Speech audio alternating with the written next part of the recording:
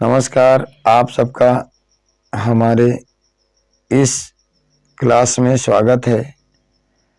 और आज हम आपको गोस्वामी तुलसीदास के शेष बचे हुए काव्यांशों का भावार्थ लेकर के उपस्थित हुआ हूँ और उस काव्यांश का भावार्थ आप तक स्पष्ट रूप से पहुँचे, इसके लिए हमने एक सरल और स्पष्टतम तरीके से पूरे काव्यांश को इस व्हाइट बोर्ड पर लिखा है। जैसा कि आपको दिख भी रहा होगा कि वनपथ शीर्षक काव्यांश यानी क्या है, वनपथ और गोस्वामी तुलसीदास का है। तो इसका जो पहला काव्यांश था हमने पढ़ा था, आज हम पढ़ेंगे दूसरा काव्यांश और तीसरा काव्यांश और चौथा काव्यांश। ठीक, तो देखिए दूसरा काव्यांश क्या है। जल को गए लखन है लरिका, परिखो पिय छा घरी कहूँ ठाड़े, अपोछि बसेव बयारी करो अरुपाओ पखारी वो भूसुर ठाड़े, अतुलसी रघुबीर प्रियाश्रम जान के बैठ विलंबल कंटक काढ़े, और जानकी नाह को नेह लख्यो पुलको तनुवार विलोचन बाढ़े।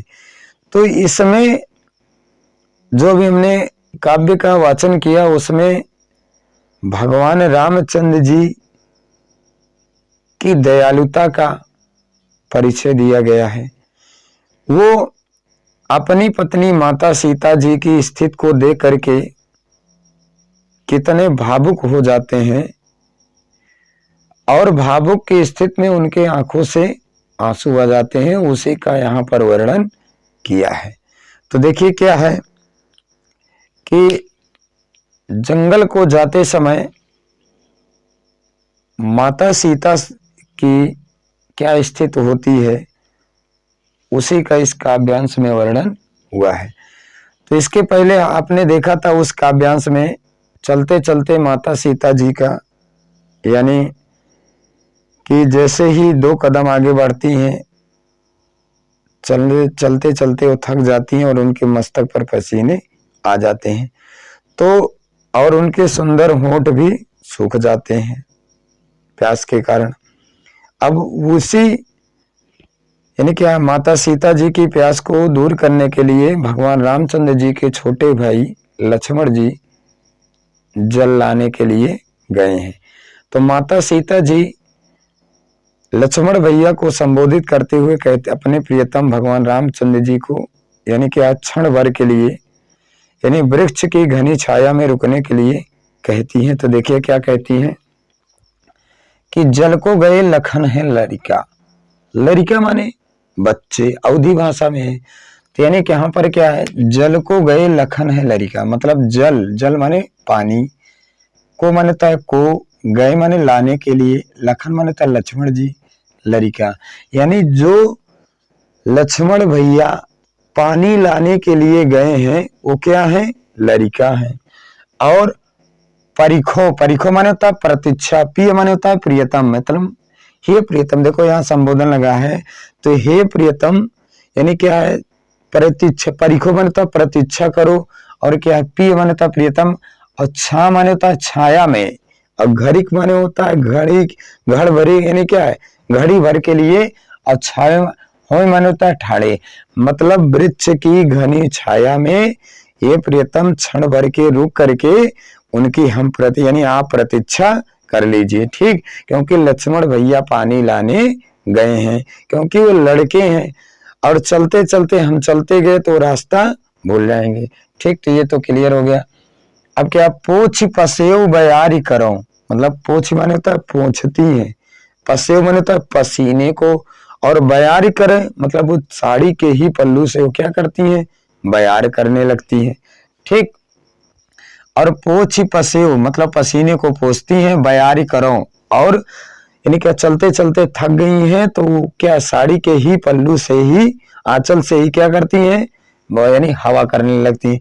और पाए पखारी व भूसुर ठाड़े, और भगवान से कहती हैं कि हे प्रियतम, मैं आपके पांव को पखारना चाहती हूँ, धोना चाहती हूँ, क्योंकि क्या भूभूर यानी क्या है, बालू में खड़े होने से आपके पैर क्या हैं, जल रहे हैं, तो क्षण भर के लिए मैं आपके क्या पैरों को धुलना चाहती हूँ, और उसी यानी क्या लक्ष्मण भैया के पानी लाने पर मैं आपके पैरों को धुलना चाहती हूँ।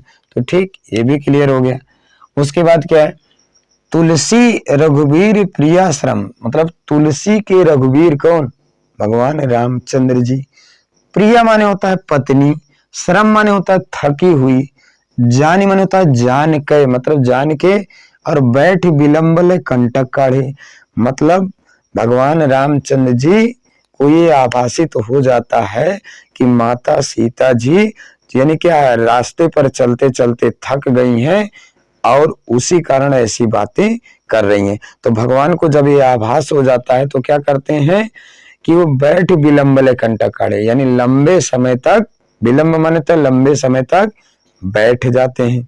ठीक, और क्या है, क्या बैठ विलंबले कंटक काढ़े, मतलब वो थोड़ा झुक करके यानी क्या है बैठ जाते हैं और लंबे समय तक झूठी ही के अपने क्या है पैरों से कांटा निकालने लगते हैं। और इसलिए निकालते हैं कि जितनी देर तक मैं कांटा निकालूंगा उतनी देर तक मेरी पत्नी क्या है आराम कर लेंगी। तो यहाँ पर क्या हो गया, ठीक। उसके बाद फिर क्या है, जानकी नाह को नेह लखे, मतलब जानकी नाह, मतलब जानकी के नाथ स्नेह पूर्वक अपनी पत्नी को देखते हैं। और पुलको तन यानी क्या, जानकी नाह को नेह लखे, यानी जानकी के नाथ भगवान रामचंद्र जी अपनी पत्नी को स्नेह पूर्वक प्रेम पूर्वक देखते हैं। लक्ष्य मानता देखते हैं।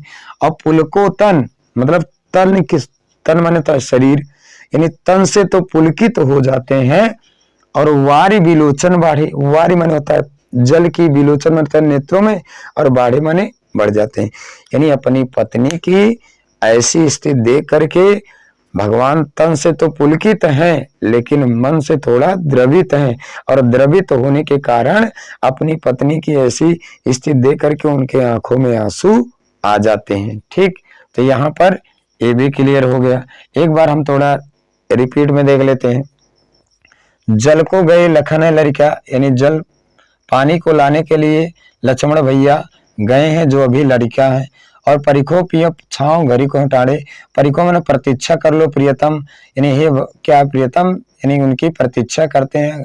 और छा माने था वृक्ष की, घड़ी माने था घर भी भर के लिए, और हो माने था हो करके, और ठाणे माने था ठाड़े, यानी क्या किसी वृक्ष की घनी छाया में यानी क्षण भर के लिए उनकी प्रतीक्षा कर लीजिए। और पोछ पसे बयार करें, यानी क्या पसीने को पोंछ करके बयार करती हैं। और पांव पखारे वो भूसो ठाड़े, और यानी भगवान के पांव को यानी क्या चलते चलते भगवान के क्या है पैर जो जल रहे थे उनको क्या करना चाहती हैं, धोना चाहती हैं। और तुलसी रघुवीर श्रम क्या है जान के, तुलसी के रघुवीर कौन, भगवान रामचंद्र जी अपनी पत्नी को थका हुआ जान करके और बैठ विलंबल कंटक काढ़े, लंबे समय तक बैठ जाते हैं। और क्या है झूठी ही अपने पैर से कांटे निकालने लगते हैं। और जानकी नाह को नेह लखे, जानकी स्नेह पूर्वक उनको नेह यानी क्या है लखे मनता देखती हैं। और पुलको तनवार विलोचन बाढ़े, और जिसके कारण भगवान यानी कि अपनी पत्नी को स्नेह पूर्वक देखते हैं और तन यानी तन से तो पुलकित हो जाते हैं लेकिन मन से दुखी हैं, द्रवित हैं। और क्या है दुखी और द्रवित होने के कारण वारी माने होता है आंसू, और विलोचन माने होता है नेत्रों में बढ़ जाते हैं, और जिसके कारण भगवान के नेत्रों में आंसू आ जाते हैं। ठीक, तो ये हो गया। उसके बाद इस काव्यांश में गांव की स्त्रियां, मतलब गांव की स्त्रियां, ठीक है ना, स्त्रियां जो है यानी जो गांव की स्त्रियां है वह क्या है, या गांव की स्त्रियां कह लो या गांव की वधुएं ज्यादा अच्छा है। यानी गांव की वधुएं जो है माता सीता जी से को यानी क्या माता सीता जी भगवान रामचंद्र जी और लक्ष्मण भैया को वन के रास्ते पर जाते देख करके उनकी तरफ उनकी सुंदरता को देख करके आकर्षित हो जाती हैं। तो सारी गांव की बहुएं इकट्ठा होकर के आपस में चर्चा करती हैं। देखिए क्या करती हैं कि रानी मैं जानी अजानी, मतलब रानी मैं जानी अजानी मह पवि पाहन हूं तो कठोरियो, यानी रानी माने था रानी को, मैं माने होता मैं, जानी माने जान गई, अजानी माने अज्ञानी, महामान्यता महान, यानी जिस रानी ने इनको जंगल के रास्ते पर भेजा है उस रानी को मैं क्या की जान गई। तो देखिए क्या है, महामान्यता महान, ठीक, यानी महान अज्ञानी। रानी मैं जानी, उस यानी कि रानी को मैं जान गई, अजानी महा मानी महान अज्ञानी थी। और पवि पाहन, पवि मानो था वज्र और पाहन मानो था पत्थर। हूं ते कठोर, यानी जिसका हृदय क्या है, पत्थर और वज्र की तरह कठोर था, यानी हियो मतलब कठोर हियो, यानी जिनका हृदय पत्थर और क्या है, वज्र की तरह कठोर था, जिसने इनको क्या है, यानी अपने घर से निकाल दिया और ये जंगल के रास्ते पर जा रहे हैं। ठीक, ये क्लियर। उसके बाद राजाओं काज या काज न जानो, मतलब इनके राज्य से निकल जाने पर किन किन कार्यों का आकाज होगा, उस राज और काज के आकाज को नहीं जाना। और क्या, राजाओं काज या काज न जानो, इसमें राजा ने क्या, राजो माने था राज के, काज माने था कार्यों को, आकाज माने था आकाज, ना माने नहीं, जाने माने था जाना। यानी जिस राजा ने यानी इनको निकाल देने के बाद अपने राज्य के आकाज को नहीं जाना, और कहो माने था कहती माने था पत्नी को, जिन माने था जैसा कान की हो, यानी जैसा उनकी पत्नी ने उनके कान में कहा वैसा ही उन्होंने क्या है किया, यानी क्या उनकी बातें मान करके और इनको क्या है जंगल के रास्ते पर भेज दिया। यानी कहने का मतलब जैसा कि माता कैकेयी ने यानी दशरथ जी के कानों में कहा वैसे ही बातों को मान करके यानी क्या है महाराज दशरथ ने अपने पुत्र को यानी क्या है वनवास दे दिया है, और इनके न रहने पर किन कार्यों का आकाज होगा उसको उन्होंने नहीं जाना है। तो ठीक, ये भी क्लियर।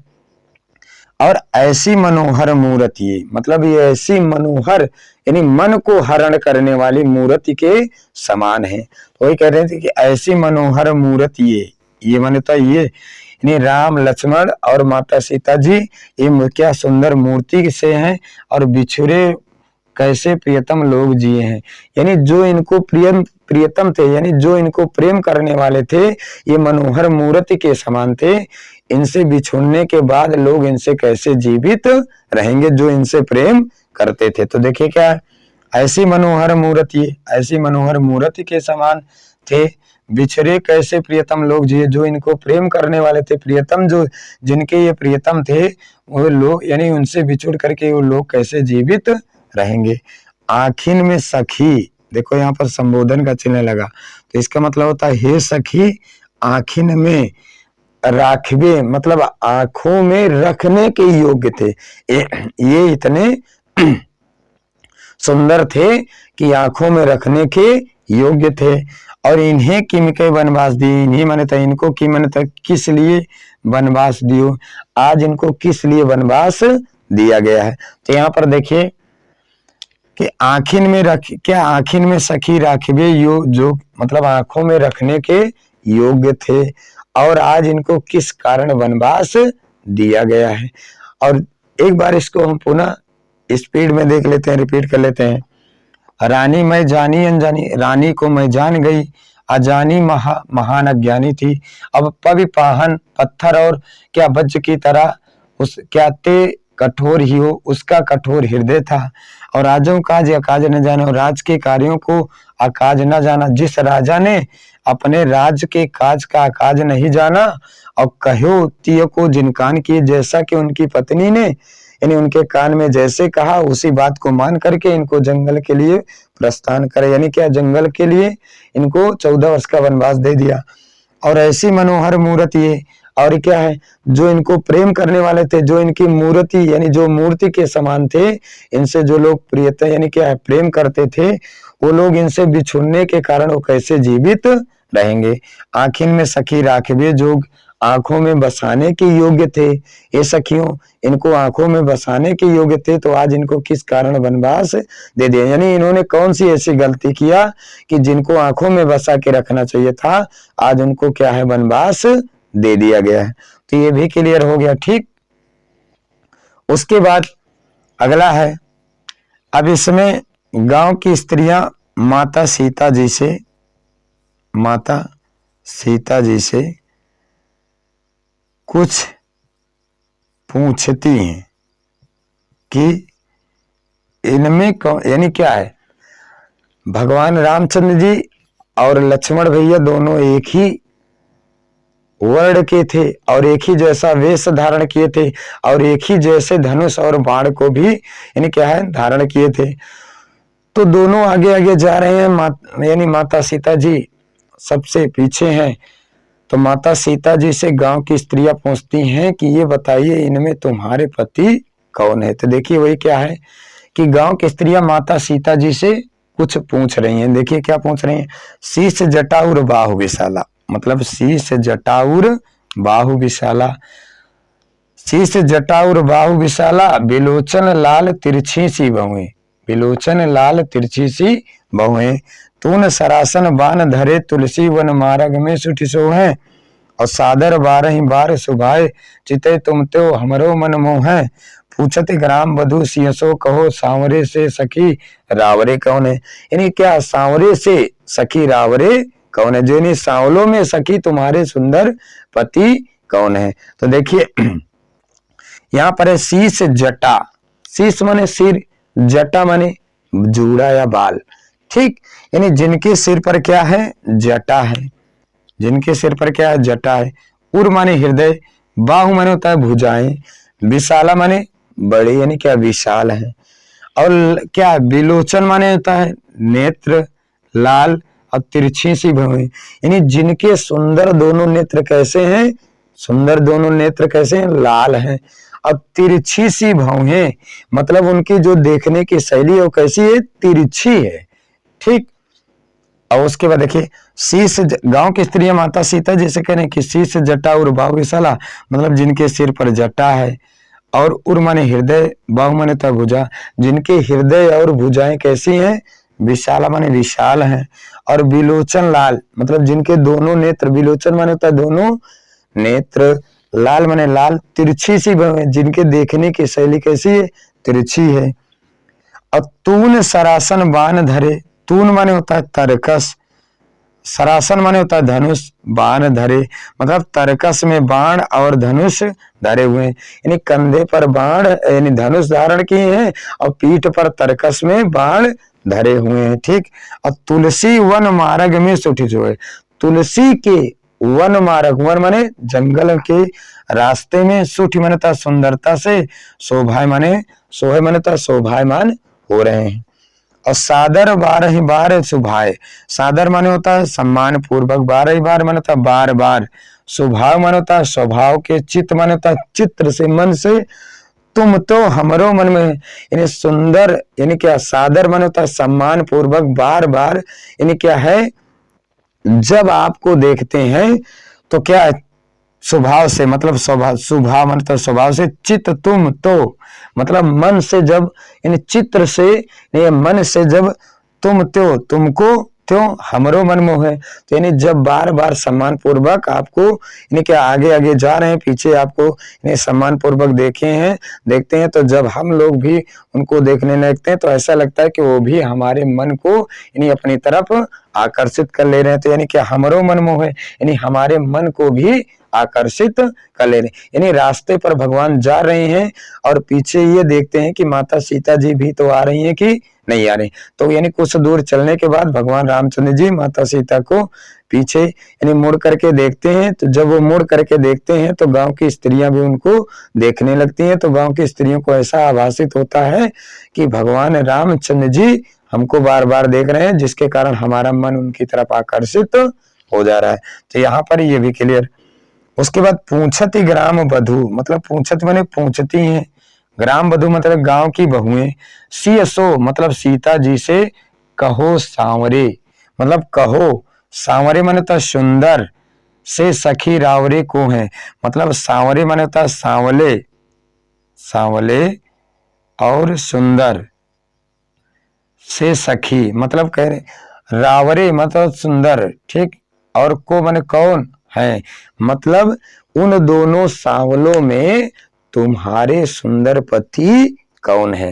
तो वही कह रहे हैं कि पूछत ग्राम बधू मतलब गांव की स्त्रियां पूछती हैं, सी माने तो सीता जी से, और कहो मन तक कहो सांवरे, मतलब कहो दोनों सांवलों में, यानी क्या है कि सखी रावरे को, मतलब हे सखी तुम्हारे रावरे यानी तुम्हारे सुंदर पति कौन है। तो यहाँ पर आज हमने गोस्वामी तुलसीदास के यानी वन पथ के 3 काव्यांशों को देखा है। तो शेष एक काव्यांश बच रहा है, उस काव्यांश को हम अगले वीडियो की क्लास में देखेंगे।